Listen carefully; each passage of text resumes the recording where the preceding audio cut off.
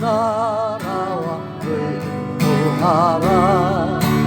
그 나라와 그 의를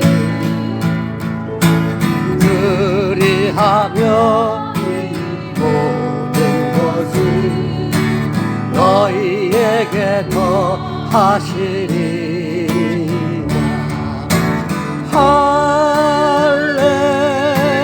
할렐루야 할렐루야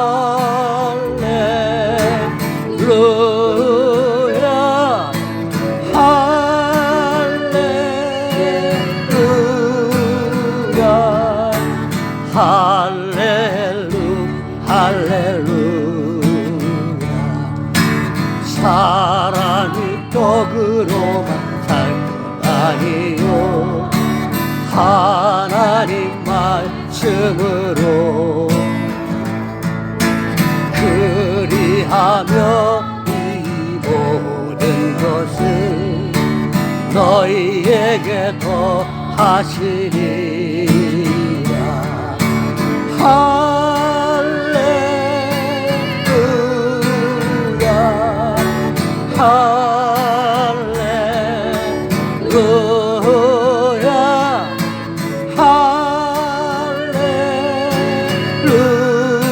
할렐루야 할렐루야 할렐루야. 구하라 그리하면 주실 것이요 찾으라 찾을 것이요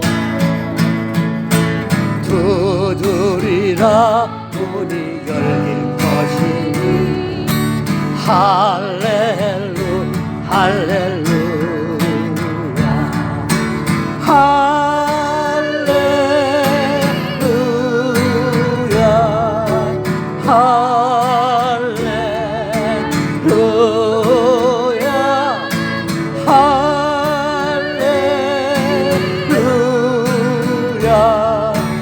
할렐루야 할렐루야.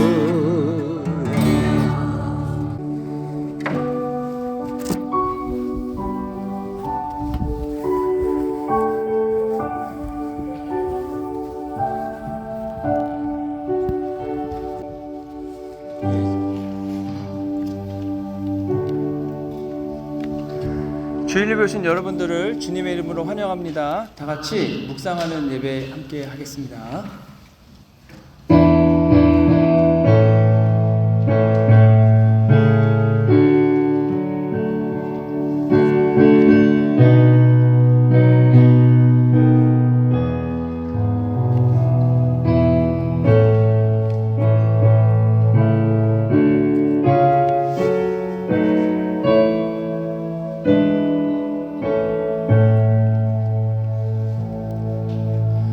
보라, 처녀가 잉태하여 아들을 낳을 것이요 그의 이름을 임마누엘이라 하리라 하셨으니 이를 번역한즉 하나님이 우리와 함께 계시다 함이라. 좋으신 아버지 하나님, 귀하고 복된 성탄의 예배를 주셔서 저희들 주님께 예배하기 위해 자리에 모였습니다. 하나님, 아기 예수님을 이 땅에 보내주셔서 저희에게 빛으로 보내주시면 감사하고 이 시간 주님을 예배하고자 하오니 오직 홀로 하나님께서만 영광 받아 주시옵소서. 우리를 권하신 예수 그리스도의 이름으로 기도했습니다. 아멘. 자리에 일어나셔서 찬송가 122장 참 반가운 성도에 함께 찬송하겠습니다.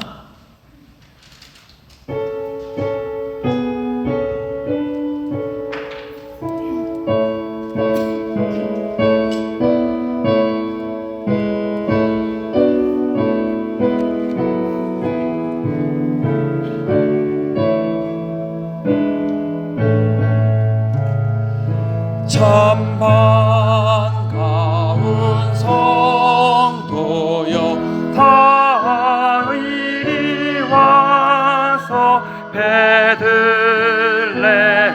성 안에 가봅시다.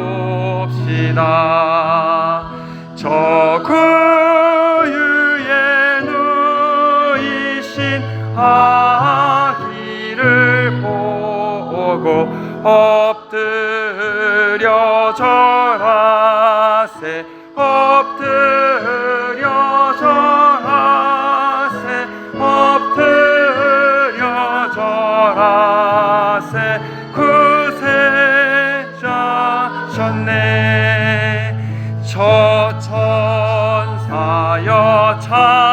찬송을 높이 불러서 이 광활한 천지에 올리어라. 주 하나님 앞에 올려 엎드려 절하세. 엎드려 절하세. 엎드려 절하세. 구주 나셨네. 이 세상에 주께서 탄생할 때에 참신과 참사람이 되시려고 저 동정녀 몸에서 나시었으니 엎드려 절하세. 엎드려 절하세. 엎드려 절하세. 구주 나셨네. 여호와의 말씀이 육신을 입어 날 구원할 구주가 되셨도다. 늘 감사한 찬송을 주 앞에 드려 엎드려 절하세. 엎드려 절하세. 엎드려 절하세. 구주 나셨네. 아멘.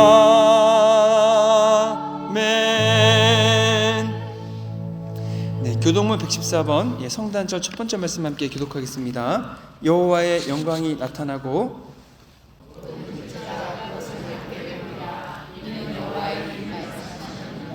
베들레헴 에브라다야 너는 유다 족속 중에 작을지라도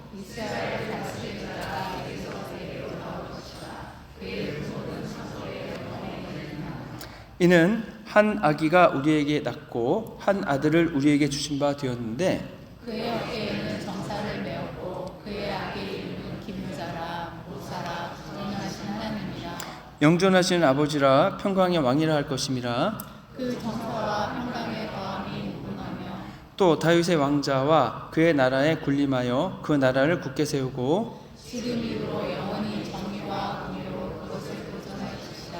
천사가 이르되 무서워하지 말라. 보라 내가 온 백성에게 미칠 큰 기쁨의 좋은 소식을 너희에게 전하노라. 오늘 다윗의 동네에 너희를 위하여 구주가 나셨으니 곧 그리스도 주시니라. 아멘.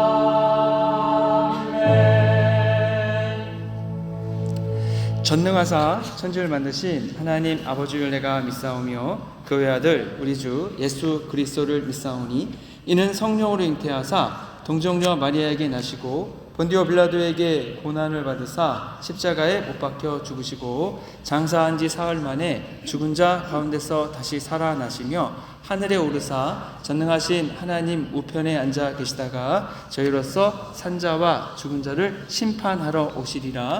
성령을 믿사오며 거룩한 공예와 성도가 서로 교통하는 것과 죄를 사하여 주시는 것과 몸이 다시 사는 것과 영원히 사는 것을 믿사옵나이다. 아멘. 자리에 앉으겠습니다.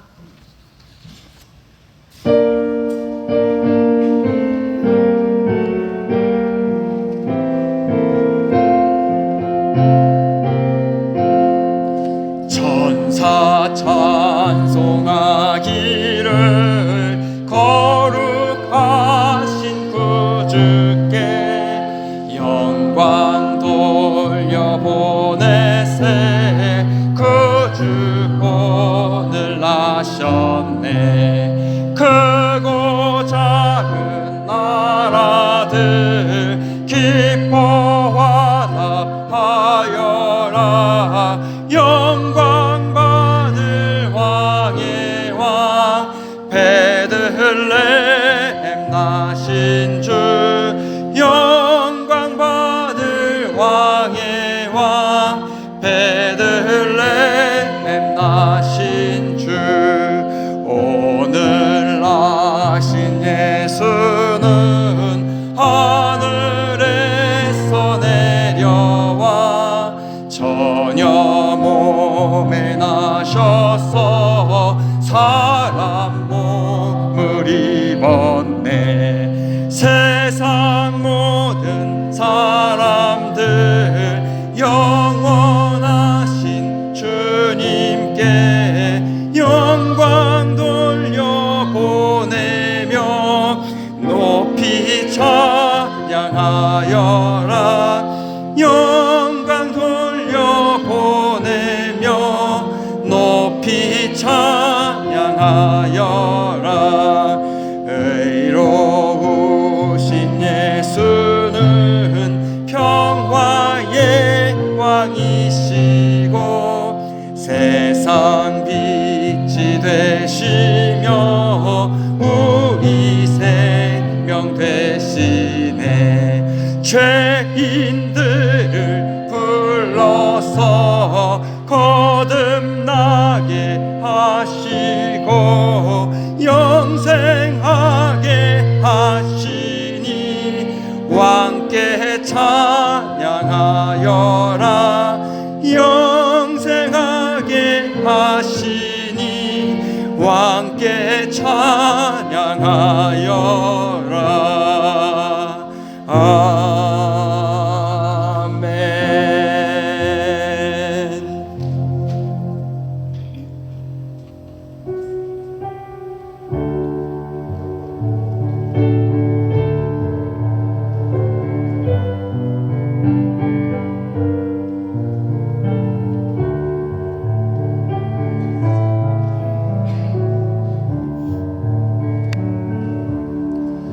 사랑은 언제나 오래 참고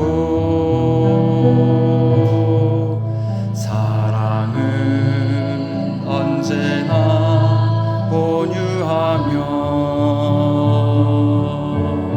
사랑은 시기하지 않으며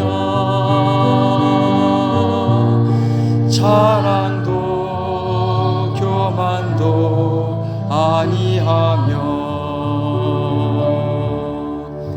사랑은 무례히 행치 않고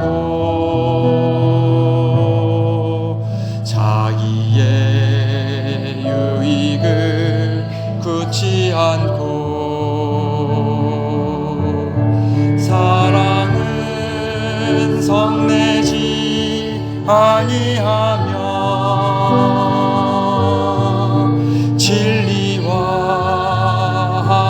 함께 기뻐하네. 사랑은 모든 것 감싸주고 바라고 믿고 참아내며 사랑은 영원토록 변함없네. 믿음과 소망과 사랑을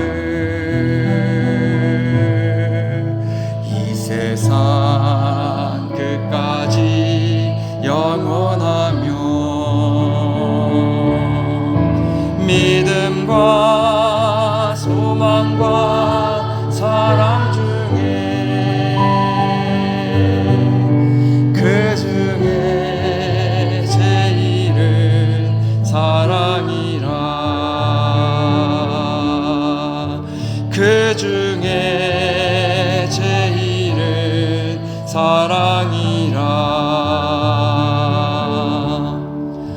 사랑은 언제나 오래 참고,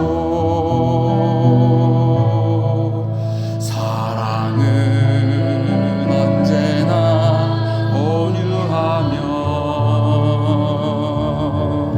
사랑은 시기하지 않으며, 자랑도 교만도 아니하며, 사랑은 무례히 행치 않고, 자기의 유익을 굳지 않고, 사랑은 성내지 아니하며, 진리와 함께 기뻐하네. 사랑은 모든 것 감싸주고, 바라고 믿고 참아내며, 사랑은 영원토록 변함없네. 믿음과 소망과 사랑은 이 세상 끝까지 영원하며, 믿음과 소망과 사랑 중에 그 중에 제일은 사랑이라. 그 중에 제일은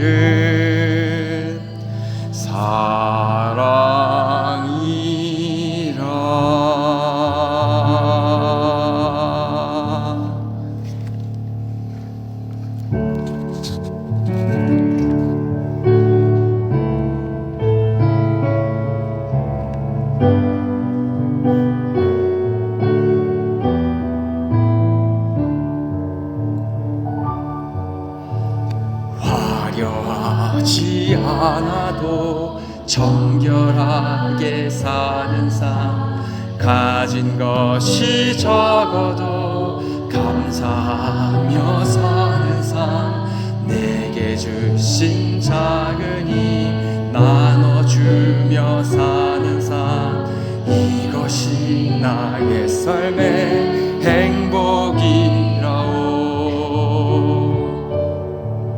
눈물 날 일 많지만 기도할 수 있는 것, 억울한 일 많으나 주를 위해 참는 것, 비록 짧은 작은 삶 주 뜻대로 사는 것, 이것이 나의 삶의 행복이라오.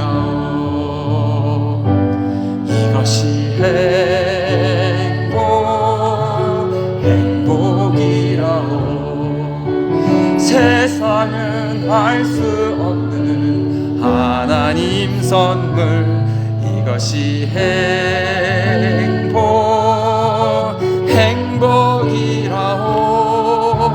하나님의 자녀로 살아가는 것, 이것이 행복이라오.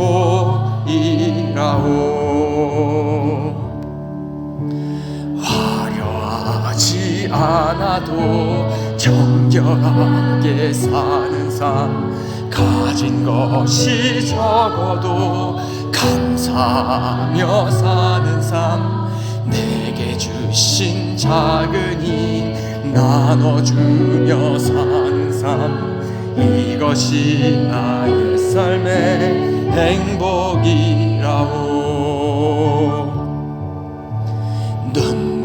할 일 많지만 기도할 수 있는 것 억울한 일 많으나 주를 위해 참는 것 비록 짧은 작은 삶 주 뜻대로 사는 것 이것이 나의 삶의 행복이라오 이것이 행복이라오 세상은 알 수 없는 하나님 선물 이것이 행복이라오 하나님의 자녀로 살아가는 것 이것이 행복이라오 이것이 행복이라오 세상은 알 수 없는 하나님 선물 이것이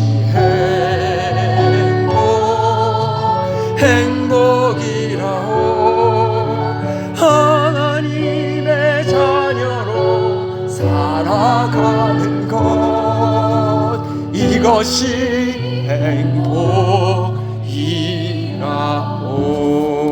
행복이라오 우리를 대표해서 하윤수 목사님께서 기도해 주시겠습니다. 존귀와 영광을 받으시기에 합당하신 하나님 아버지, 성탄주일에 우리를 이곳에 모이게 하시고 주님의 사랑을 함께 나누게 하심에 감사드립니다. 주님께서 이 땅에 오셔서 우리를 구원하시기를 위해 인간의 모습으로 태어나신 그 놀라운 은혜를 우리가 다시금 기억하고 기뻐할 수 있도록 주님의 평화와 기쁨이 가득하기를 기도합니다. 한 해를 돌아보면 믿음보다 염려가 앞섰고 사랑보다 미움이 앞섰던 우리의 연약함을 고백합니다. 주님께서 저희에게 맡겨주신 구원의 사명을 힘써 감당하지 못하고 주님 앞에 늘 부족하고 부끄러운 모습뿐이지만 이 시간 주님의 긍휼과 은혜를 바라고 나왔습니다. 주님, 우리를 용서하시고 새롭게 하여 주시옵소서. 이 땅에 성탄의 복음을 전하는 빛과 소금이 되어 세상에서 주님의 사랑을 전하는 사명을 온전히 감당하는 우리가 되게 하옵소서. 또한 간절히 기도합니다. 성도님들의 가정이 주님의 평강과 사랑으로 충만하기를 바라고 성탄의 빛이 비추게 하시고 그 안에서 사랑과 용서와 화목이 넘치게 하여 주시옵소서. 말씀을 전하시는 목사님께 성령의 충만을 더하여 주시고 그 말씀이 우리의 삶을 변화시키고 주님의 뜻을 분별하게 하는 생명의 말씀이 되게 하여 주시옵소서.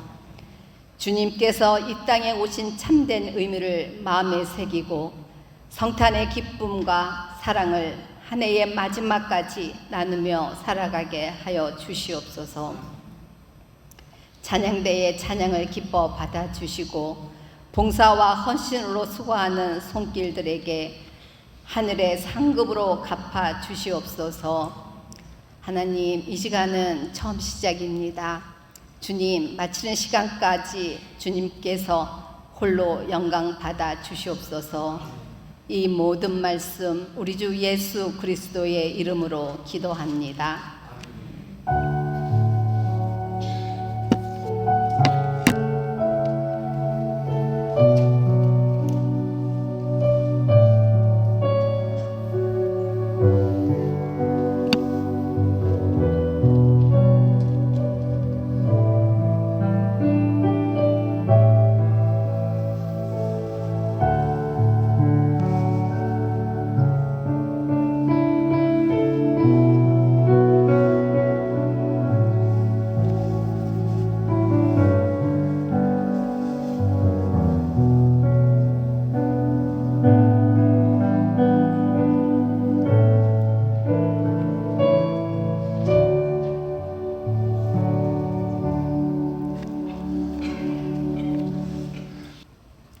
오늘 나누실 하나님 말씀은 이사야서 9장 1절부터 2절 말씀입니다. 자리에 일어나셔서 한 목소리로 다 함께 읽도록 하겠습니다. 전에 고통받던 자들에게는 흑암이 없으리로다. 옛적에는 여호와께서 수불론 땅과 납달리 땅이 멸시를 당하게 하셨더니 후에는 해변길과 요단 저쪽 이방의 갈릴리를 영화롭게 하셨느니라. 흑암에 행하던 백성이 큰 빛을 보고 사망의 그늘진 땅에 거주하던 자에게 빛이 비치도다. 하나님의 말씀입니다. 아멘. 네, 자리에 앉으시겠습니다.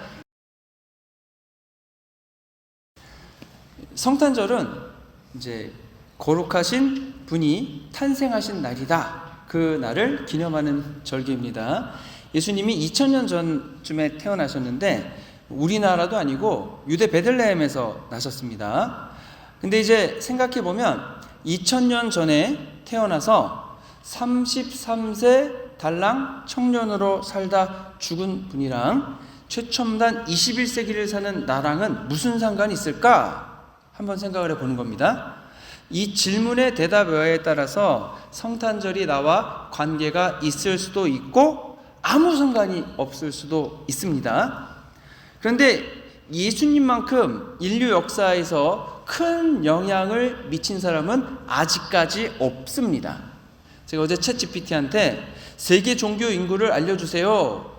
저는 항상 GPT한테 뭐뭐 해주세요 하고 존칭을 써줍니다. 그랬더니 챗GPT도 저한테 예 알겠습니다 존칭을 해주더라고요. 그래서 결과를 알려줬는데 전 세계적으로 기독교가 25억 명으로 가장 많습니다.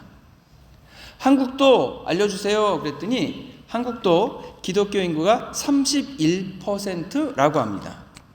예수님이 현재 전 세계에서 가장 큰 영향력을 미치고 있다는 것을 숫자로 보여주는 겁니다. 그래서 이런 질문을 해보는 겁니다. 사람들은 왜 예수님을 믿는가? 예수님의 어떤 면을 보았고 예수님이 어떤 의미이기에 그분들은 기독교인이 되었을까? 물론 예수님을 믿지 않는 분들도 많습니다. 그러면 그분들은 왜 예수님을 믿지 않을까요? 성경은 예수님이 이 땅에 빛으로 오셨다라고 이야기합니다. 근데 여러분 햇빛을 보시면 햇빛은 모든 사람에게 공평하게 비추고 있습니다. 그 비춰지는 빛을 내가 받을 것인가 받지 않을 것인가 이것은 각 사람이 결정하게 됩니다. 이건 여담이지만 어저께 제가 신문 기사를 좀 보니까 이제 혹시 당뇨가 있으신 분들은 햇빛을 가까이 두시라고 합니다. 햇빛을 가까이 받으면 당뇨가 되게 좋아진다네요. 여러분들 관심 있으신 분은 검색해서 찾아보시기 바랍니다. 저도 읽어보려고 했더니 회원가입 안 했다고 안 띄워주더라고요. 그래서 이제 읽다가 말았는데 햇빛이 그런 기능도 있다는 거죠. 그런데 그 햇빛을 받아들일 것인가 받아들이지 않을 것인가는 각 사람이 결정하는 겁니다. 그 빛을 받아들인 사람들이 어떻게 그 빛을 받아들이게 되었는가? 언제? 어떤 계기로 그 빛을 받아들이기로 결정했는지를 보는 것이 굉장히 나에게도 의미가 있고 또 우리가 서로 나눌 수 있는 이야기가 됩니다. 왜냐하면 사람들은 서로 사실은 엇비슷한 인생의 살이를 하고 있기 때문입니다. 다른 분들에게 의미가 있었던 이야기라면 비슷한 인생을 사는 나에게도 의미가 있게 되는 겁니다. 제가 가지고 있는 책 중에서 나는 어떻게 예수님을 만났는가 라는 책이 있습니다. 그 책을 보면은 여러분들이 예수님을 인격적으로 만난 경험들이 적혀 있습니다. 그 중에 이제 한 분이 누구냐면 여러분 양영자 선수라고 기억하십니까? 옛날에 1988년도 올림픽 때에 현정화 선수와 양영자 선수가 함께 탁구를 해서 금메달을 따신 분입니다. 근데 그분이 초등학교 3학년 때부터 탁구를 쳤다고 합니다. 그리고 너무 잘해서 고등학교 2학년 때 국가대표 선수가 될 정도로 실력이 출중했다는 거죠. 근데 그분이 뭐라고 적었냐면 성격이 고약하고 절제력이 부족했다. 연습이나 시합 때 마음이 안 들면 탁구채를 물어뜯거나 부수기 일쑤였다. 그래서 코치님은 그 불신자인데 얼마나 성격이 고약했으면 너는 좀 교회 좀 나가라 그렇게 얘기를 할 정도였다고 하는 거죠. 그래서 이 성격이 급하고 해가지고 오히려 중요한 시합에 가면은 긴장하고 막 흥분하고 얼굴이 빨개지고 해가지고 오히려 실력 발휘를 제대로 못했다고 하는 겁니다. 원래는 유치원 때부터 교회를 가긴 했었는데 이제 탁구 시작하고 또 탁구 잘하고 연습도 하고 하다 보니까 이제 바빠가지고 교회를 이제 안 나가기 시작했답니다. 근데 이제 문제가 생겼다는 거죠. 뭐가 있었냐면 중학교 2학년이 됐는데 여기 이제 엘보가 온 겁니다. 여기 통증이 너무 심해가지고 심지어는 팔을 들어 올리기도 어려운 상황이 됐다고 합니다. 의사 선생님은 탁구를 관둬야 이게 낫는다 라고 하고, 근데 나는 국가대표 선수가 되고 싶고 탁구를 포기할 수는 없고, 그래서 진통제를 맞아가면서 시합을 했다 그럽니다. 시합이 가까워오면은 진통제를 맞는데, 진통제를 하면은 팔에 깁스를 하고 3일을 쉬어야 한답니다. 그리고 이제 탁구 대회에 나가는 거죠. 그러다 보니까 이제 중학교 2학년 어린 나이에 마음이 너무 힘이 들고 갈급했다고 합니다.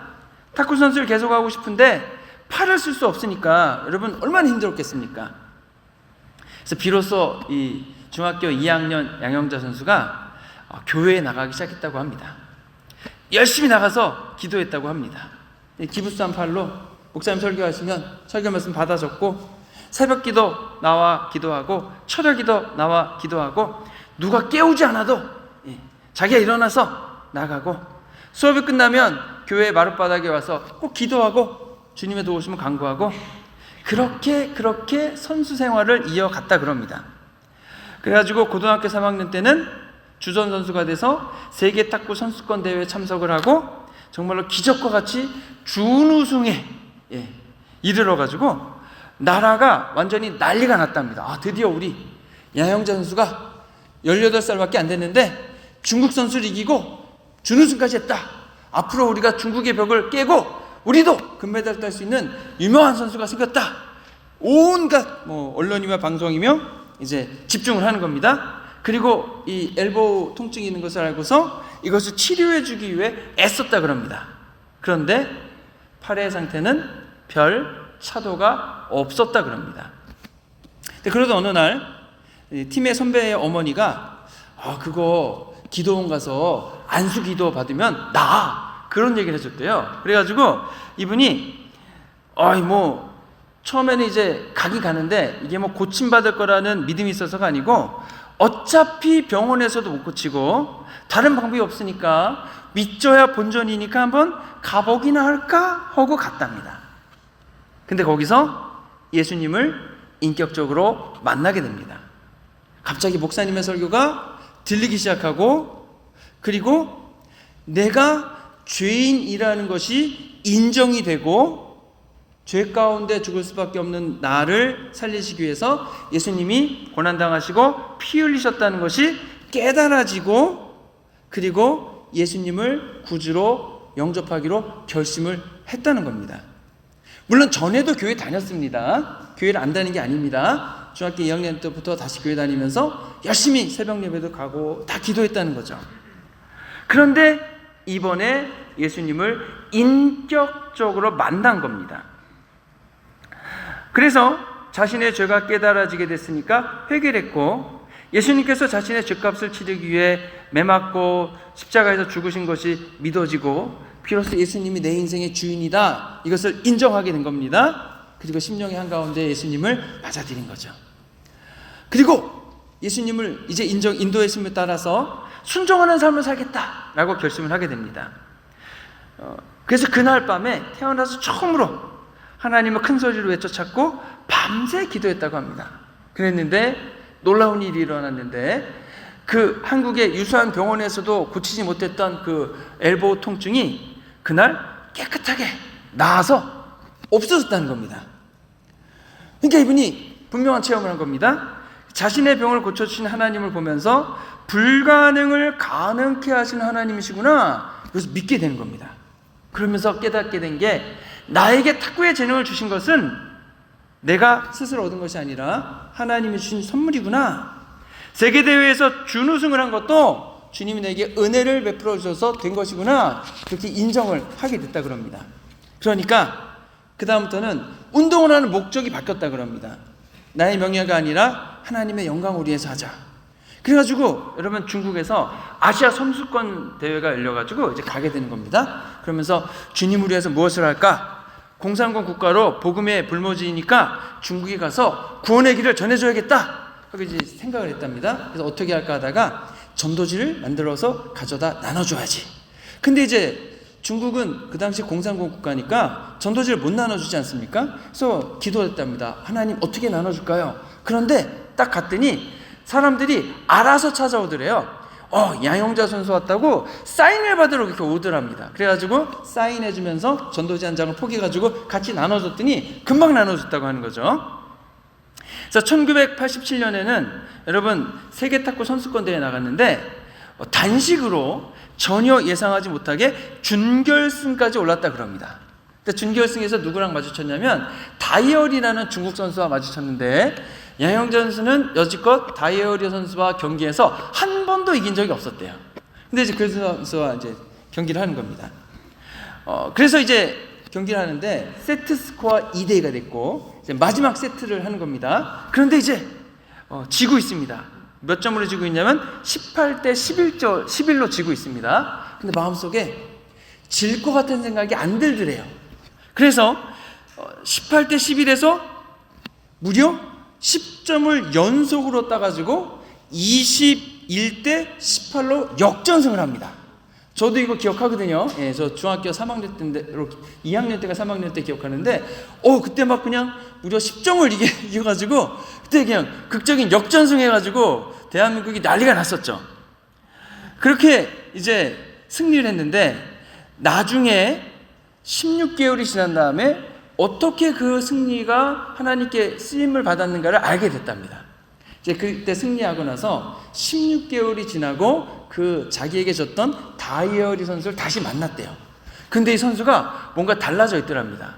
머리가 길었는데 단발로 바뀌었고, 그 다음에 얼굴의 분위기가 달라졌대요. 그래서 들어봤더니 자기가 그때 10연속 실점하고 큰 충격에 빠졌답니다.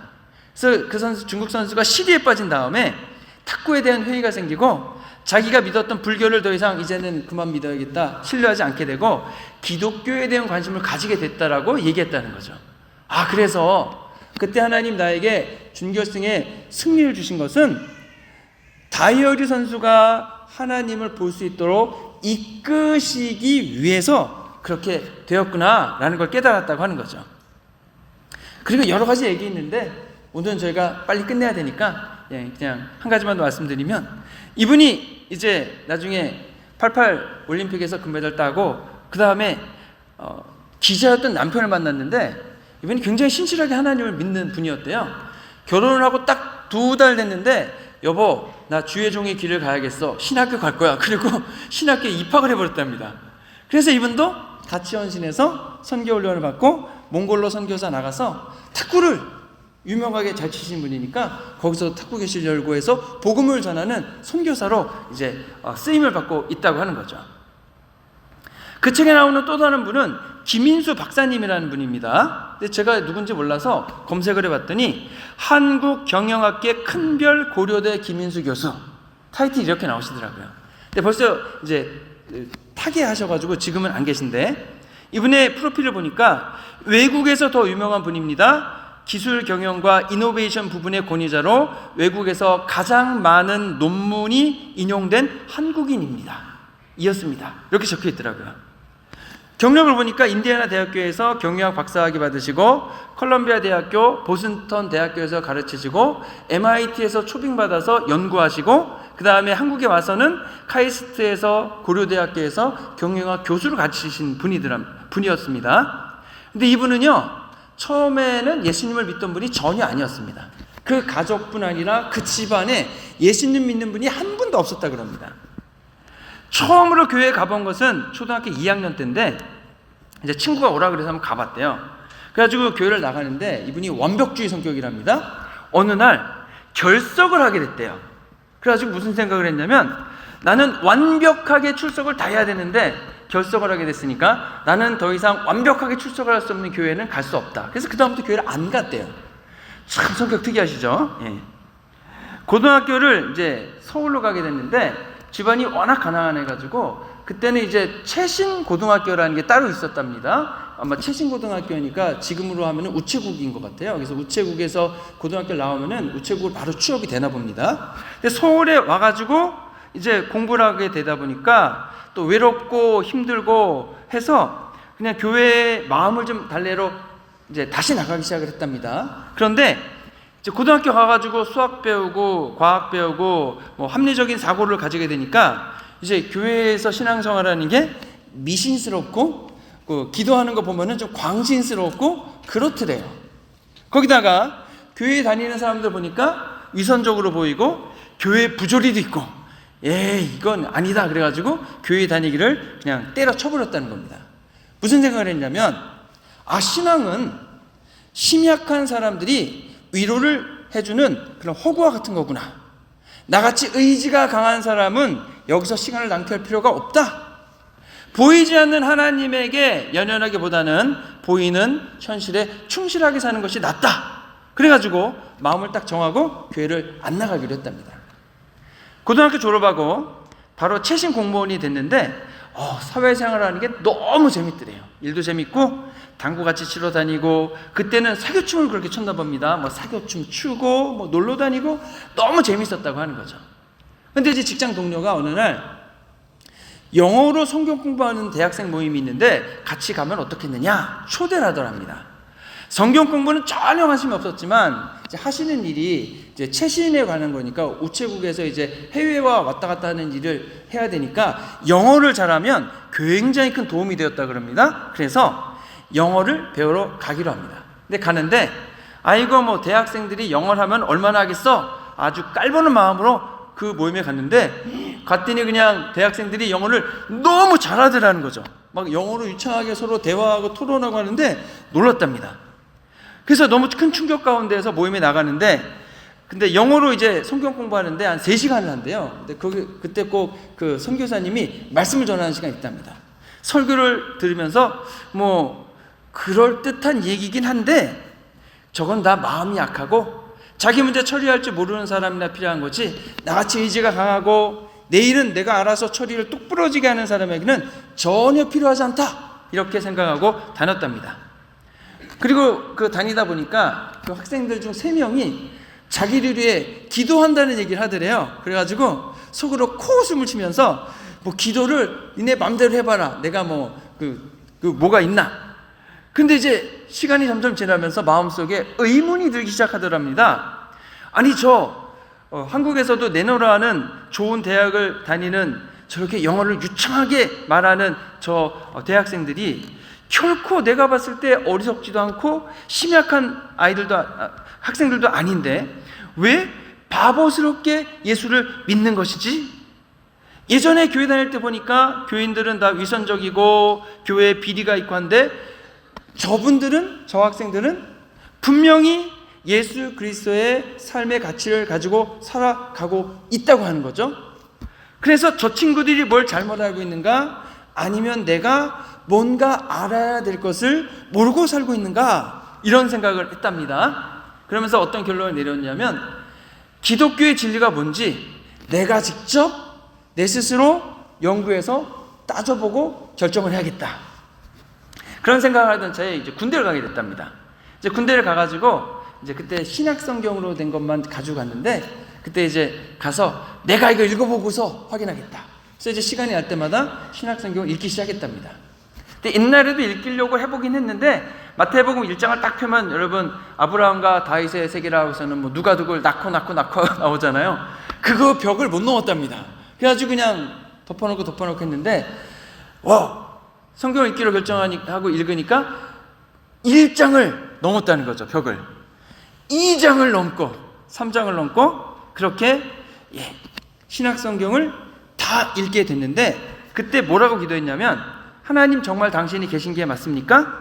당신이 계시다고 가정하고 성경을 읽겠습니다. 참으로 당신이 계시면 내게 나타나 주십시오. 그렇게 기도하고 성경을 읽었답니다. 그래서 신약 성경을 무려 3개월 만에 한 번 일독을 했고, 군 생활하는 1년 반 동안 30번 정도 성경을 읽었답니다. 신약 성경만. 그러다 보니까 말씀에 자기가 빨려 들어갔답니다. 직접 성경을 읽고서 성경이 얘기하는 것을 내가 들어보니까 주일학교 때나 고등부 때 경험했던 기독교와는 전혀 달랐다고 하는 겁니다. 그러면서 깨닫기를, 이거는 교회가 나에게 잘못 가르쳤거나 내가 잘못 배웠나 보다. 성경을 깊이 읽지 않고서는 신앙생활을 제대로 할 수 없다. 일주일에 한두 번 나가서 설교만 들어서는 신앙이 자라지 않는 것이구나. 왜냐하면 한쪽 귀로 들은 것은 한쪽 귀로도 나가기 때문이다.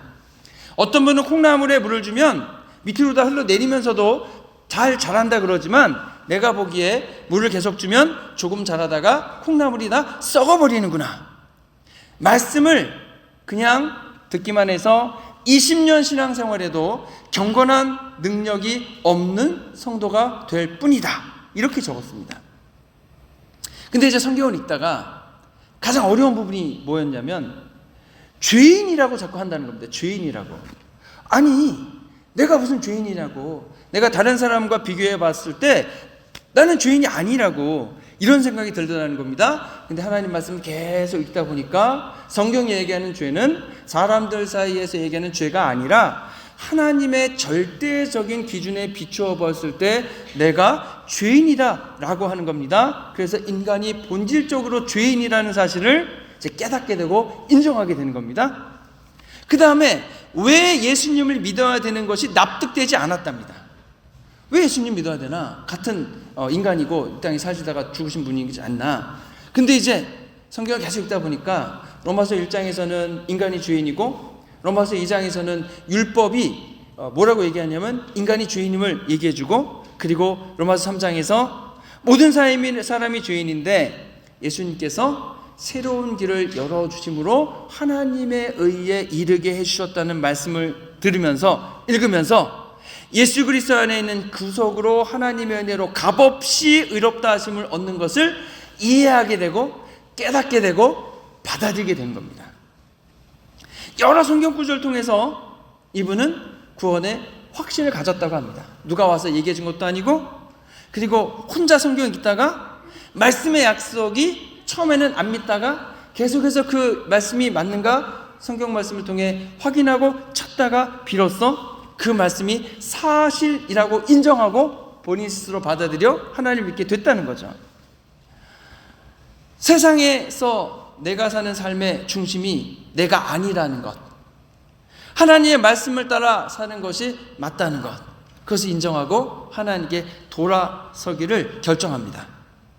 그래서 예전에는 향락을 추구하는 삶, 무엇인가 내가 거머쥐려고 했던 이기적인 생활, 그것을 더 이상은 포기하고 하나님 기뻐하시는 모습으로, 남에게 베푸는 모습으로 삶이 변해갔다 그럽니다. 근데 이분이 워낙 가난해가지고, 그 최신 공무원도 이제 고등학교 졸업하고 바로 이렇게 가고 했는데, 예수님을 믿은 다음에 희한하게 길이 열리더랍니다.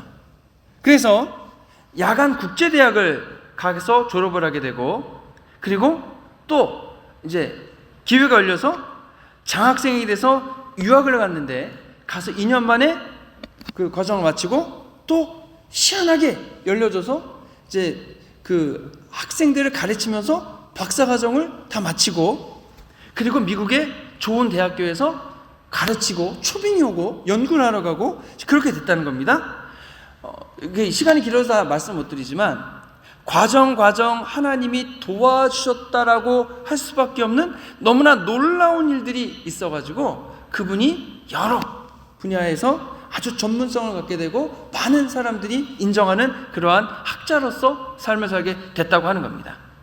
너무나 가정이 가난해가지고요, 그리고 그 와이프 되시는 분도 너무나 가난해서 유학을 하고 이렇게 할 수 있었던 것이 전적인 하나님의 열어주심 아니었으면 설명이 되지 않는다, 이렇게 적었습니다.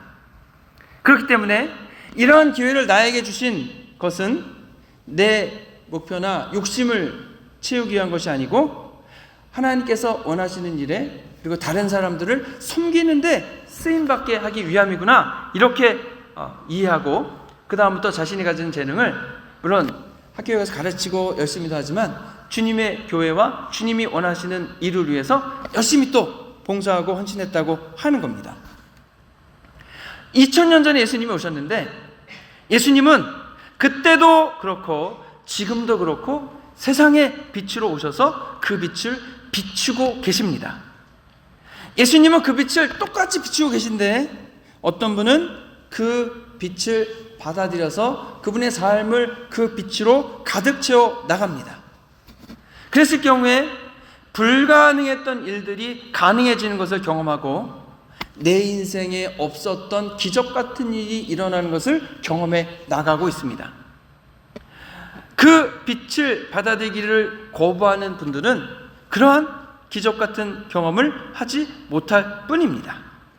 저와 여러분들은 이미 예수님을 믿기로 결정을 했고 예수님이 우리에게 비춰주시는 빛을 알고 받아들이기로 결정하신 분들인 줄로 믿습니다. 아기 예수님이 이 땅에 오신 것은 우리에게 하나님의 나라의 빛을 비춰주시고 우리의 삶에 하나님의 밝은 것으로 가득 채워주시기 위함인 줄로 믿습니다. 그래서 우리는 아기 예수의 탄생을 기뻐하고 즐거워하고 축하하고 있습니다. 이 기쁜 성탄절에 예수님의 비춰주시는 그 빛을 여러분 마음속에 받아들이심으로 여러분의 삶을 변화시키고 또 구원을 받고 또 하나님 나라 천국의 백성으로서 기쁨과 감사함 가득한 삶을 살고 예수님이 비춰주신 그 빛을 내 안에 가득 채울 뿐 아니라 내가 나의 삶을 통해 그 빛을 세상에 비춰 나가시는 저와 여러분 되시기를 주님의 이름으로 축원합니다. 기도하겠습니다. 좋으신 아버지 하나님 감사합니다. 주님의 빛을 저희들에게 비춰주시옵소서. 하나님, 예수님의 빛이 내 심령을 비춰주어서 나의 죄악과 모든 것이 다 드러나게 하시고 내가 죄인이라는 것이 인정되고 그것에서 벗어날 수 있는 길은 오직 예수 그리스도 안에 있는 구속, 하나님의 은혜로 값없이 의롭다 하심을 얻는 것 뿐임을 저희들이 알고 저희들이 예수 그리스도를 믿는 구원의 확신을 다 가지게 하시옵소서.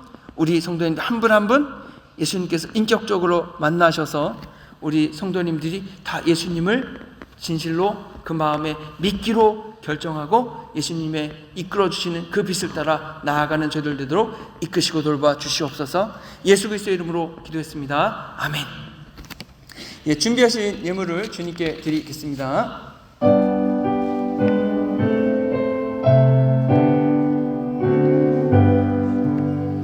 나의 보화를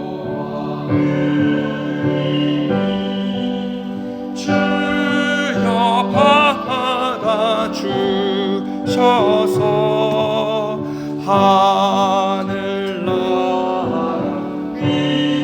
위하여 주 뜻대로 쓰소서. 아멘. 좋으신 아버지 하나님 감사합니다. 예수님의 오심을 기뻐하는 이 귀한 성탄 예배에 저희들이 예수님의 나심을 기뻐하며 귀한 성탄의 예물과 또 주일의 예물을 주님께 기쁜 마음으로 준비하여 드리오니 하나님 기쁘게 받아주시옵소서.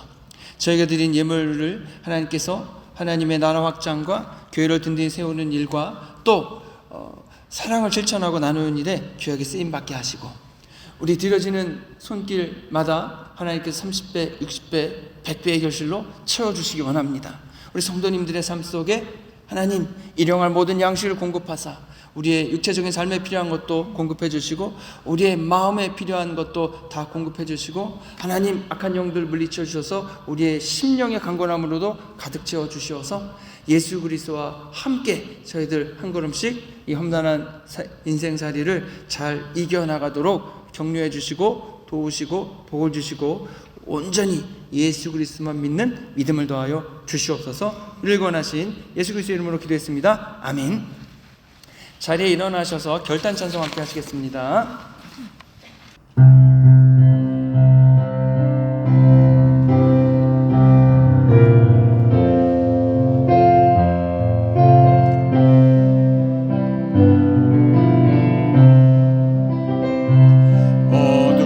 어두운 밤에 캄캄한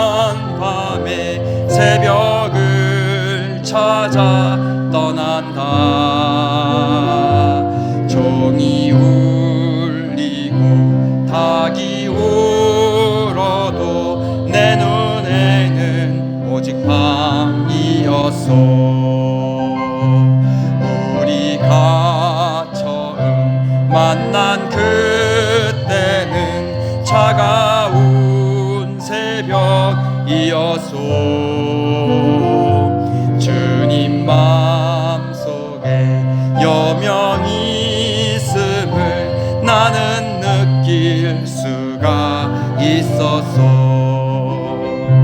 오 주여 당신께 감사하리라.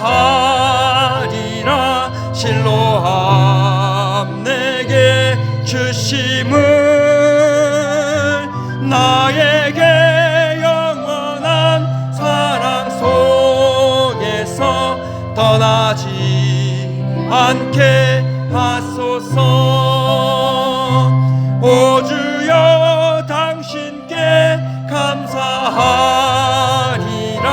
실로암 내게 주심을 나에게 영원한 사랑 속에서 떠나지 않게 하소서. 지금은 죄와 죽음에서 구원하신 예수 그리스도의 크신 은혜와 세상을 만드시고 지금도 돌보시는 아버지 하나님의 무한하고 한량없으신 사랑과 성령의 감화 감동하심과 능력 주심이 마음을 열고 예수님이 비춰준 빛을 내 마음속에 받아들임 통해 주님의 이끄심과 주님의 능력과 주님의 돌보심으로 나의 삶을 가득 채워나가고 주님의 맡겨진 사명을 온전히 감당함으로 영광 돌려드리며 나아가기를 소원하는 해밀턴 한인교회의 모든 성도님들 위해 이제로부터 영원토록 함께 하시기를 간절히 축원하옵나이다. 아멘.